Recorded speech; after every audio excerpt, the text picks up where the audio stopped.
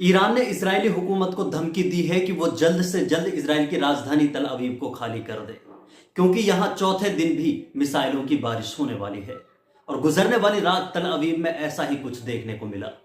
तल अवीव के अलावा इजराइल के एक दूसरे शहर पेटा टिकवा में भी जोरदार हमला हुआ, और इसके अलावा हाइफा की बंदरगाह को भी मिसाइल से निशाना बनाया गया।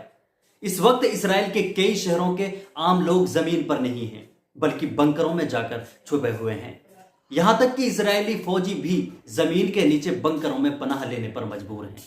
इजराइल की हिफाजत करने वाला आयरन डोम पूरी तरह जवाब दे चुका है। जहां वो लगातार ईरानी मिसाइलों को रोकने में कामयाब हो रहा है, तो वही तकनीकी खराबी की वजह से रात एक आयरन डोम की मिसाइल ईरानी मिसाइल को इंटरसेप्ट करने के बजाय बैक होकर इसराइल के ही आम लोगों के घरों पर जाकर गिरी। यह आयरन डोम अब इसराइल के लिए आयरन डॉग साबित हो रहा है। बंकरों में छुपे लोगों में जो बेचैनी और जो खौफ है वो साफ देखा जा सकता है। और बिन गुरियन एयरपोर्ट की जो लगातार तस्वीरें सामने आ रही हैं, उससे अंदाजा लगाया जा सकता है कि इस वक्त इजराइल के हालात कैसे हैं। आम लोगों की तो बातें छोड़िए, फिलहाल इजराइल की मिलिट्री के जो हालात हैं उन्हें भी नजरअंदाज नहीं किया जा सकता। इसराइल के अखबार हेरेट्स के मुताबिक सैकड़ों इसराइली आम लोग समुद्र के रास्ते से हजारों डॉलर्स के बदले इसराइल को छोड़ना चाहते हैं। इसराइली हुकूमत ने इसराइल से खींची जाने वाली तस्वीरों पर भी रोक लगा दी है। हुकूमत की तरफ से सख्ती से मना किया गया है कि वो इसराइल से किसी भी ऐसी जगह की तस्वीरों को सोशल मीडिया पर शेयर ना करें जिनमें इसराइल पर हमलों को दिखाया जा रहा है। इसराइल के एक और न्यूज चैनल को ब्रॉडकास्टिंग के दौरान बंद कर दिया गया।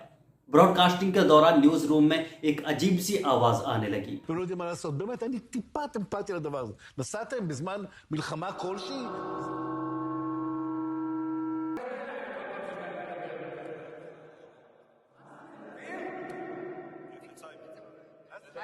बीती रात ईरान ने इसराइल के हाइफा के ऑयल रिफाइनरी पर भी बड़ा हमला किया, जिससे ऑयल रिफाइनरी पर पूरा काम ठप हो गया और अब वो सर्विस के लायक नहीं बची है। कुल मिलाकर पिछले 72 घंटों में ईरान ने इसराइल पर 545 ड्रोन हमले किए हैं, जिन्होंने इसराइल के मंजर को बदल कर रख दिया है। और आईआरजीसी के तर्जुमान ने साफ कर दिया है कि यह कार्रवाई इसी तरह जारी रहेगी। बीती रात इसराइल के लिए फिर कहर बनी रही। ईरानी मिसाइलों ने रात भर इसराइल के आम लोगों को जगाए रखा। ईरान के सदर मसूद पेज़ेश्कियान ने अपने बयान में कहा कि इसराइल अपनी इस बेवकूफाना जारहियत की कीमत पछतावे से चुकाएगा। हर कमांडर के हाथ से गिरने वाला परचम एक नया बासलाहियत कमांडर उठाएगा और मैदान जंग में उतरेगा। इसके अलावा कल से लेकर अब तक सोशल मीडिया पर जो खबरें लगातार गर्दिश करती रही, उनके बारे में भी बात करते हैं। सोशल मीडिया पर एक बड़ी खबर यह रही कि सीरिया की नई हुकूमत ईरान से इसराइल को जाने वाली मिसाइलों को इंटरसेप्ट कर रही है। इसके बाद सीरिया की हुकूमत ने ऑफिशियल बयान जारी कर कहा कि सीरिया पर यह सिर्फ एक इल्जाम है जो बेबुनियाद इल्जाम है। सीरिया ने किसी भी ईरानी मिसाइल को इंटरसेप्ट नहीं किया। बीते दिन इसराइल ने यह दावा किया कि तेहरान के एयर स्पेस में अब इसराइल का कब्जा हो चुका है और तेहरान के एयर स्पेस में अब कोई भी ईरानी एयरक्राफ्ट या मिसाइल नहीं जा सकेगी। लेकिन इसके अब तक भी कोई ऐसे सबूत नहीं मिले हैं जिनसे यह साबित हो सके कि ईरान के या तेहरान के किसी एयर स्पेस पर इसराइल का कब्जा हो चुका है। बीते दिन अमेरिका के राष्ट्रपति डोनाल्ड ट्रंप कनाडा में होने वाली G7 समिट में शामिल होने पहुंचे थे, लेकिन वो बीच में ही उसे छोड़कर वाशिंगटन लौट गए। इसकी वजह कुछ और नहीं बल्कि इसराइल और ईरान के बीच होने वाली जंग को ही बताया जा रहा है। CNN की एक रिपोर्ट के मुताबिक डोनाल्ड ट्रंप कनाडा से आने के बाद अमेरिका में मीटिंग में शामिल हुए और मीटिंग के फौरन बाद उसने ईरानी हुकूमत से राब्ता करने का हुक्म दिया और कहा कि जितना जल्दी हो सके ईरानी हुकूमत से राब्ता कायम किया जाए। और न्यूयॉर्क अखबार की एक खबर के मुताबिक ट्रंप ने अपने खुसूसी नुमाइंदे स्टीव वाइटेकर और अमेरिका के नायब सदर जेडी विनस को ईरानी हुकूमत से मुलाकात करने का हुक्म दिया है। एक और न्यूज एजेंसी की रिपोर्ट के मुताबिक अमेरिका सीधा इस जंग में शामिल नहीं होगा, हालांकि वो इसराइल की हिफाजत के लिए मदद जारी जरूर रखेगा। वही डोनाल्ड ट्रंप ने सोशल मीडिया पर पोस्ट के जरिए वार्निंग दी कि ईरान की राजधानी तेहरान को जितना जल्दी हो सके खाली कर दिया जाए। ट्रंप के ऐसे बयानों के बाद कुछ भी कहना मुश्किल जरूर होगा, लेकिन अभी तक ऐसे कोई सबूत नहीं मिले हैं जिससे यह कहा जा सके कि अमेरिका इस जंग में सीधा शामिल होगा। इसराइल की तरफ से भी बीती रात ईरान पर हवाई हमले जारी रहे, जिसमें इसराइल के एक हवाई हमले में ईरान के कई F-14 टॉमकैट एयरक्राफ्ट तबाह हो गए।